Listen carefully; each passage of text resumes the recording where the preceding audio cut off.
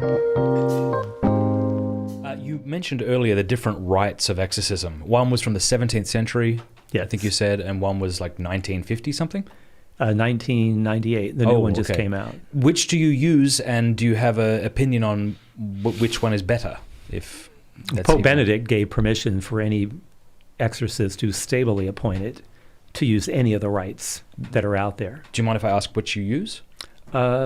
I use a combination of both, just based on the circumstances. So I sometimes hear that the devils hate Latin, and I don't know if that's just people who are super into the Latin Mass saying that, or if that's actually something exorcists experience. I would say the devil hates Latin because it's the official language of the church. Yeah.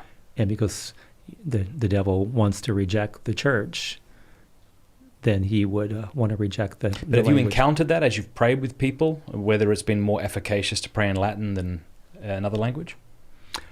I kind of like to avoid that, which is better, Latin or Yeah. English. I will say that the older rite, the prayers seem to be more powerful in their structure, the way that they're worded. Yeah. And that's been one of the criticism of the new rite, is that perhaps the language is not as authoritative or strong.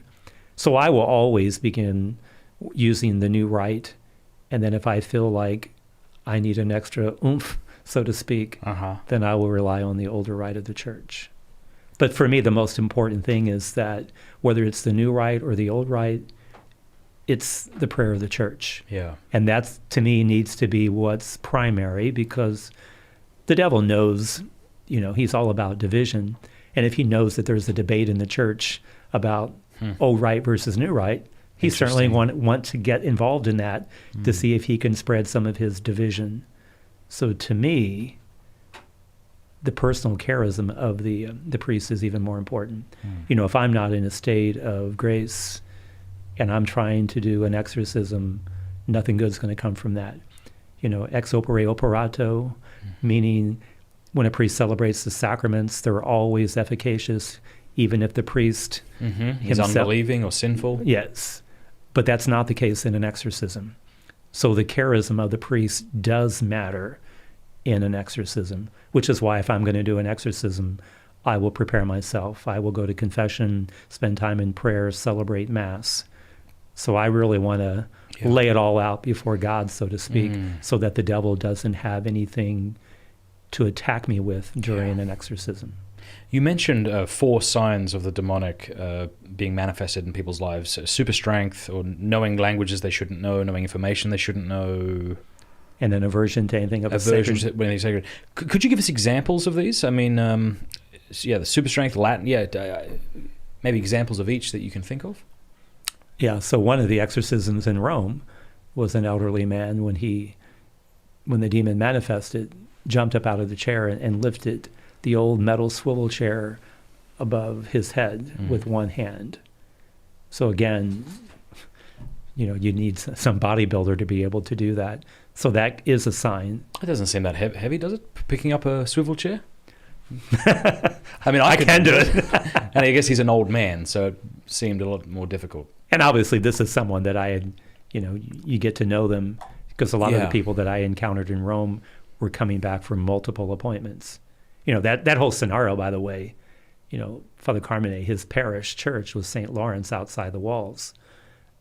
And the first time I arrived, there's at least 50 people in the courtyard waiting to see him. Some had appointments, some didn't. And you just saw a whole cast of characters that were looking for help. It was actually a very, very pitiful sight, so to speak, because these people are... A sheep without a shepherd. Yeah, they're in pain, they're suffering, and they're looking for help. But old man lifting the chair, is that the only example you've seen of super strength? I did an exorcism in the state of Alaska. When the demon manifested, it took 5 people to hold the demon down. My goodness. Okay, what about languages that they shouldn't know? Yeah, I've heard examples working with people, whether they're speaking Latin, all of a sudden maybe ancient form of Greek, which I don't speak. But how did you know it was an ancient form of Greek if you don't speak it? Just from hearing the dialect, so to speak, the sound of it.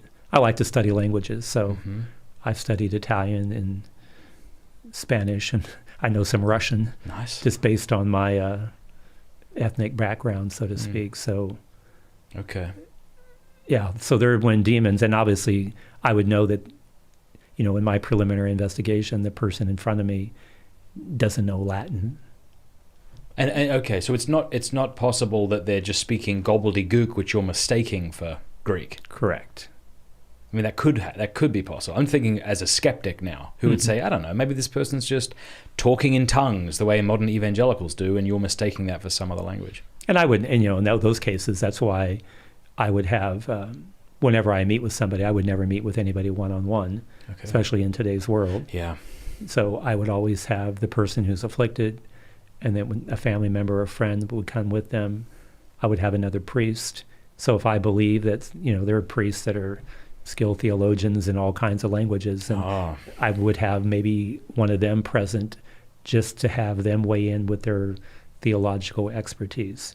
I don't claim to be the expert in the room on everything, but I want to rely on, what the church has to offer, within its theology, and so many people are skilled in so many areas. And then they help me determine what it is that I'm up against. You gave us example of super strength, the ability to know languages that they shouldn't know. You talked already about an aversion to the sacred. What's an example, if you have any, of somebody having access to information that they absolutely shouldn't have? And how would you even know that, I suppose?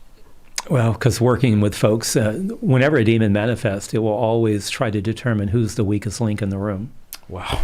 I would hate to be in that room. That'd be me. That's why I always laugh when people say, "Oh, Father, could I sit in on an exorcism?" I always say there's no such thing as exorcism tourism. Oh, wow. Because I had a deacon one time. He was studying in Rome. He was a transitional deacon. And it was the demon Leviathan, what I was talking about earlier. And when the demon manifested, you could see, looking through the eyes of this person, stopped at him and really knew nothing about him, and just said, "You think you're so smart. You're nothing but a sack of," just because you study in Rome doesn't mean you're anything. And the person did not know this person at all. So there would be an example of just a little bit of information trying to get into your head. Because again, the devil wants to disrupt the prayer of the church. He wants to be in control and in charge. And that's why, again, for an exorcism, the exorcist takes charge of the entire situation. I determine where the exorcism is going to take place. The devil doesn't get to determine where he will be defeated. The church herself will make that determination. Thank you very much. It's never going to be in an abandoned house on a dead-end street at midnight during a thunderstorm. Okay. That's a great movie. It's not an option, yeah. But again, the devil doesn't get to decide. So always a sacred space.